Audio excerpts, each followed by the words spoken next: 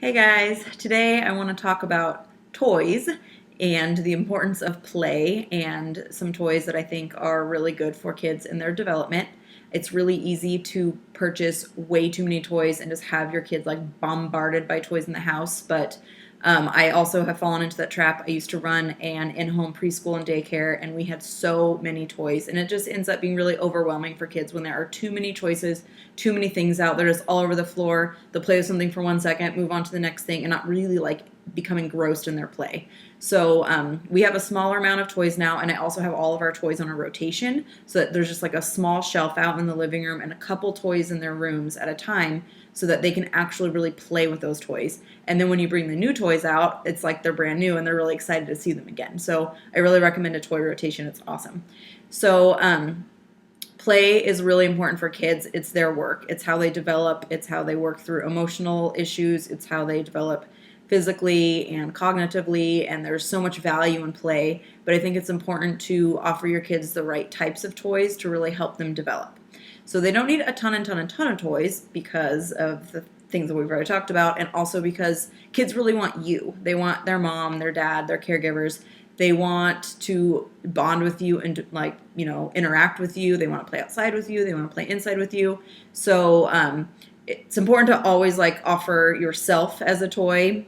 Not always. They need to like learn how to be independent too. But remember that like toys aren't there to like just occupy your kids so you can get stuff done. Like be available for your kids, but also offer them toys that are good for their development.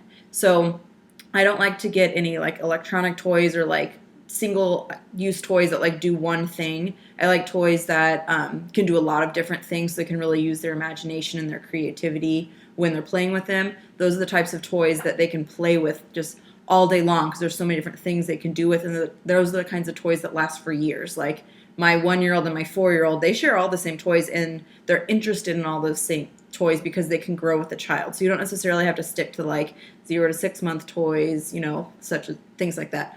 Of course, the first year is like a little bit of an exception, because a 2-month-old baby isn't going to be building towers out of blocks. So, they're going to be doing more like a teething type things. But in general, these are the things that I think all young kids should have.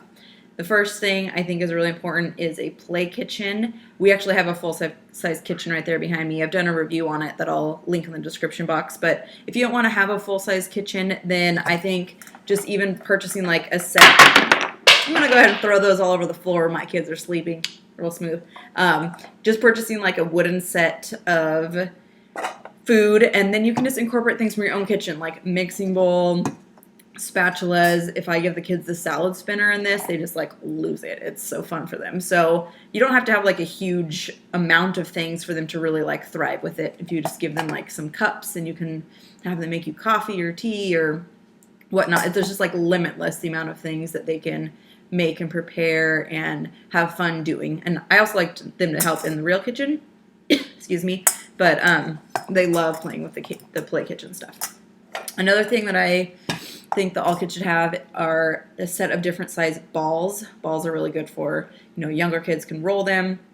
And then they're good for catching, throwing, kicking. There's a lot of physical development that you can do with them. And again, sorry, I'm going to cough again. I don't know what's wrong with me. There's a lot of things you can do with them, and a lot of ages like them. Next thing is trucks or cars.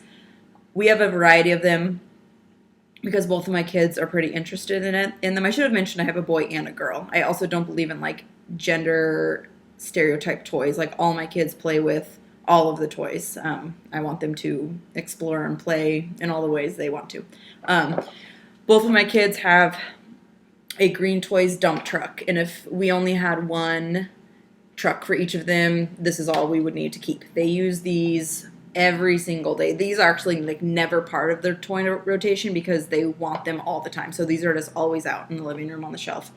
And they use these to, fill up with other toys and pretend to take them to the dumpster, like, their garbage bin, or they'll use them to fill up with like little pieces of paper and take them to the mail and use them as a mail truck. They'll fill them up with little people and just like play all kinds of games. They just like push them all over the house all the time, like really good investment with the Green Toys dump truck. So I think in general, kids just like things on wheels. They like transportation. It's really interesting to them. So that's a really good one.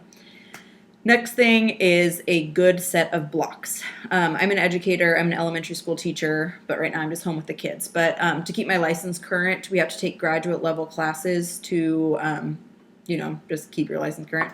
So the last class that I took was actually a class strictly about play, and it was really fascinating. There was a whole chapter about blocks, which I thought was really interesting, and all the stages of block building and all of the things that it does for your brain and all the like precursors for, if you play with blocks and these types of blocks, then just like, anticipating your skills in math and other things. It's really fascinating. So we have this set by Melissa and Doug. It's like, I think they're called standard blocks or unit blocks or something. I'll link these below. I got them on Amazon, and they all, there are a lot of different shapes. And these things you can use for so many. I mean, we play with these all the time. These also are like always out.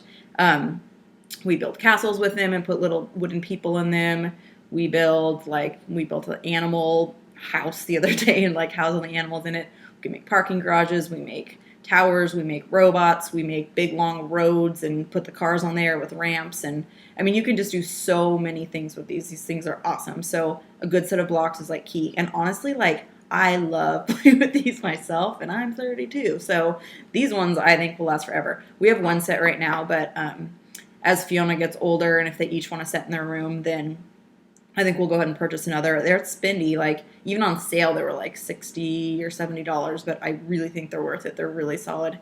And also, side note about blocks, like, I think parents, like, really, like, encourage their kids to share, but it's, like, really hard to share for little kids, especially blocks. Like, I don't think it's realistic to expect young kids to build together and like be okay with other kids knocking their creations over. So it's frustrating when you have like more than one child and you're trying to like have them play and you have to like protect their stuff, but it's worth it. Like they take pride in what they're building, and I think it's important to like protect their space. So we just kind of like, have a set in Finley's room so he can play that way, and then have like a different little set out for Fiona in a different room so we can like, they can have their stuff without someone knocking it over. I think that's fair to not want someone to knock over what you're building.